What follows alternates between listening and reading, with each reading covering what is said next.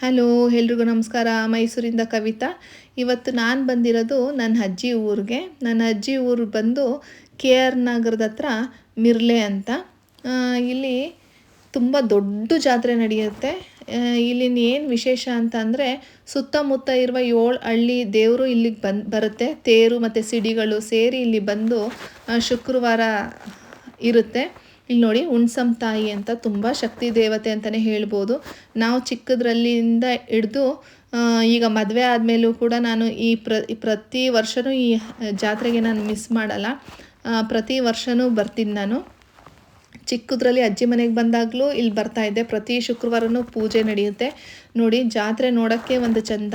ಮತ್ತು ರಾತ್ರಿ ಹೊತ್ತು ಇಲ್ಲೆಲ್ಲ ಸಿಡಿಗಳೆಲ್ಲ ನಿಲ್ಲಿಸಿರ್ತಾರೆ. ಪ್ರತಿ ಊರಿಂದನೂ ಎಷ್ಟೊಂದು ಬೀಚ್ನಹಳ್ಳಿ, ಕೊಡೆಯಾಲ, ಗನ್ನಹಳ್ಳಿ ಅಂತ ಸುಮಾರು ಸುತ್ತಮುತ್ತ ಹಳ್ಳಿಗಳೇನಿದೆ, ಆ 7 ಹಳ್ಳಿ ತೇರು ಮತ್ತು ಸಿಡಿಗಳನ್ನ ಇಲ್ಲಿಗೆ ತೊಗೊಂಡು ಬರ್ತಾರೆ. ಅಲ್ಲಿಂದ ಮಕ್ಕಳುಗಳಿಗೆ ತಂಬಿಟ್ಟು ಅರ್ಸ್ಕೊಂಡಿರೋರು ಬಾಯಿಗೆ ಬೀಗ ಹಾಕ್ಕೊಂಡು ತಂಬಿಟ್ಟುಗಳನ್ನ ಹೊತ್ಕೊಂಡು, ಮತ್ತು ಚಿಕ್ಕ ಮಕ್ಕಳ ಕೈಲಿ ಸೀರೆ ಉಡಿಸಿ ತಂಬಿಟ್ಟನ್ನ ಹೊತ್ಕೊಂಡು ಆ ಊರವರು ತೇರನ್ನ ಎತ್ಕೊಂಡು ಸಿಡಿಗಳನ್ನ ಎತ್ಕೊಂಡು ಗುಂಪಾಗಿ ಬರ್ತಾರೆ. ರಾತ್ರಿ 12 ಗಂಟೆ 1 ಗಂಟೆ ಆದ್ರೂ ಜನ ಮಧ್ಯರಾತ್ರಿಲಿ ತೇರುಗಳ ಜೊತೆ ಬಂದು ದೇವ್ರನ್ನ ದರ್ಶನ ಮಾಡ್ತಾರೆ. ತುಂಬ ಚೆನ್ನಾಗಿರುತ್ತೆ. ನಾವು ಹೋದಾಗ ಇಲ್ಲಿ ನೋಡಿ, ನಾನು ಶುಕ್ರವಾರ ಬಂದಿರಲಿಲ್ಲ, ಇದು ಶನಿವಾರ ನಾವು ಬಂದಾಗ ತೆಗೆದಿರೋಂಥದ್ದು. ನಾವು ಬಂದಾಗ ಮಧ್ಯಾಹ್ನ 1:30-2 ಗಂಟೆ ಆಗಿತ್ತು. 4 ಲೈನಿಂದ 5 ಲೈನ್ ತುಂಬ ರಶ್ ಇತ್ತು. ನಾವು ಸುತ್ತ ಬಂದ್ವಿ. ಸುತ್ಕೊಂಡು ಬರೋಷ್ಟರಲ್ಲಿ ಒಂದು ಅರ್ಧ ಗಂಟೆ ಆಯಿತು. ಬೇಗ ಫಾಸ್ಟಾಗಿ ಮೂವ್ ಕಳಿಸ್ತಾಯಿದ್ರು. ಇಲ್ಲೆಲ್ಲ ನೋಡಿ, ಸುತ್ತ ತೇರುಗಳು ಸಿಡಿಗಳು ರಾತ್ರಿನೇ ಬಂದು ಎಲ್ಲ ನಿಂತಿರುತ್ತೆ. ಶನಿವಾರ ಅದನ್ನು ದೇವಸ್ಥಾನ ಸುತ್ತ 5 ರೌಂಡು ಸುತ್ತಿಸ್ತಾರೆ. ಮತ್ತು ಬಾಳೆಹಣ್ಣಿಗೆ ಜವನೆ ಸಿಗಿಸ್ಬಿಟ್ಟು, ಜವನ ಅಂತ ಹೇಳ್ತಾರೆ, ಅದನ್ನು ಅವ್ರ ಮನಸ್ಸಲ್ಲಿ ಏನಿರುತ್ತೆ ಅದನ್ನು ಕೇಳಿಕೊಂಡು ಆ ತೇರಿಗೆ ಸಿಡಿಗೆ ಎಸಿತಾರೆ. ಏನೇನಿರುತ್ತೆ ಅರಸ್ಕೊಂಡು ಅಂತ ಅಂದ್ಬಿಟ್ಟು. ಆಮೇಲೆ ಇಲ್ಲಿ ಅರಸ್ಕೊಂಡಿದ್ದು ಆಗುತ್ತೆ ಅಂತ ಹೇಳ್ತಾರೆ. ನಾನು ಇಲ್ಲಿ ಸುಮಾರು ಅರಸ್ಕೊಂಡು ನನಗೆಲ್ಲ ಆಗಿದೆ. ಆಮೇಲೆ ಇಲ್ಲಿನ ವಿಶೇಷ ಏನು ಅಂತಂದರೆ, ಎಷ್ಟೇ ದೂರಕ್ಕೆ ಈ ಊರಿಂದ ಹೆಣ್ಮಕ್ಳನ್ನ ಕೊಟ್ಟಿರ್ತಾರಲ್ಲ, ಅವರೆಲ್ಲ ಈ ಹಬ್ಬಕ್ಕೆ ಯಾವುದೇ ಕಾರಣಕ್ಕೂ ಮಿಸ್ ಮಾಡಲ್ಲ. ಎಷ್ಟೇ ದೂರದಲ್ಲಿದ್ರೂ ಬಂದು ಪೂಜೆ ಮಾಡಿಸ್ಕೊಂಡು ದೇವ್ರಿಗೆ ಹೋಗ್ತಾರೆ. ಎಷ್ಟೇ ದೂರದಲ್ಲಿದ್ರೂ ಈ ಹಬ್ಬಕ್ಕೆ ಹೆಣ್ಮಕ್ಳುಗಳು ಬಂದೇ ಬರ್ತಾರೆ, ಯಾರೂ ಮಿಸ್ ಮಾಡಲ್ಲ.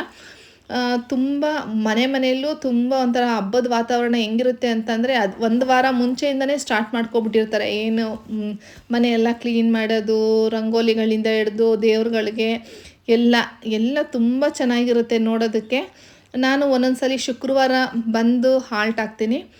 ಈ ವರ್ಷ ನನ್ನ ಮಗಳಿಗೆ ಎಕ್ಸಾಮ್ ಇದ್ದಿದ್ದರಿಂದ ನಾನು ಶನಿವಾರ ಬಂದೆ ಮಧ್ಯಾಹ್ನ. ಮತ್ತು ನಾವು ಬಂದಾಗ ಹೋದ್ಸಲಿ ತುಂಬ ರಶ್ ಇತ್ತು. ನಂಗೆ ಅಷ್ಟು ದೇವ್ರು ನೋಡೋಕ್ಕಾಗಲಿಲ್ಲ. ಈಗ ಸ್ವಲ್ಪ ನಾವು ಬಂದಾಗ ಸ್ವಲ್ಪ ದೇವ್ರನ್ನ ಒಂದು ಕಣ್ ತುಂಬ್ಕೊಳ್ಳೋಷ್ಟಿತ್ತು. ಮತ್ತು ಇಲ್ಲಿ ದೇವರೇನು ತುಂಬ ದೊಡ್ಡದಾಗಿ ಆ ಥರ ಏನಿಲ್ಲ, ಚಿಕ್ಕದು ಮೂರ್ತಿನೇ. ಅದಕ್ಕೆ ಒಳಗಡೆ ತುಂಬ ನೋಡೋಕ್ಕೆ ಲಕ್ಷಣವಾಗಿರುತ್ತೆ, ತುಂಬ ಚೆನ್ನಾಗಿರುತ್ತೆ, ಅಲಂಕಾರ ಮಾಡಿರ್ತಾರೆ.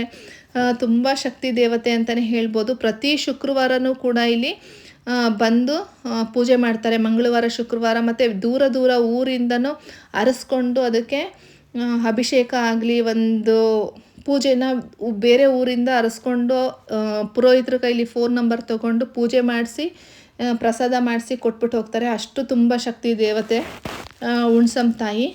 ನೋಡಿ, ಇಲ್ಲಿ ನನಗೆ ಬಳೆ ಕೊಟ್ಟರು. ತುಂಬ ಖುಷಿ ಆಯಿತು. ದೇವ್ರನ್ನ ಕಣ್ ತುಂಬ್ಕೊಂಡ್ವಿ. ಸರಿಯಾಗಿ ಕಾಣಿಸ್ತಿದೆಯೋ ಇಲ್ವೋ ಗೊತ್ತಿಲ್ಲ. ಅಲ್ಲಿ ರಶಲ್ಲಿ ನಂಗೆ ಅಷ್ಟು ತೆಗೆಯೋಕ್ಕೂ ಆಗಲಿಲ್ಲ. ಮೂವ್ ಆಗಿ ಅಂತ ಹೇಳ್ತಾಯಿದ್ರು, ಮುಂದೆ ಹೋಗಿ ನೋಡೋರಿಗೆ ಬಿಡಿ ಅಂತ ಅಂದ್ಬಿಟ್ಟು. ಹಾಗಾಗಿ ನಾವು ಮುಂದೆ ಹೋದ್ವಿ. ಆಮೇಲೆ ಬೆಳಗ್ಗೆಯಿಂದ ಪ್ರಸಾದಗಳನ್ನಂತೂ ತುಂಬ ಕೊಡ್ತಾರೆ.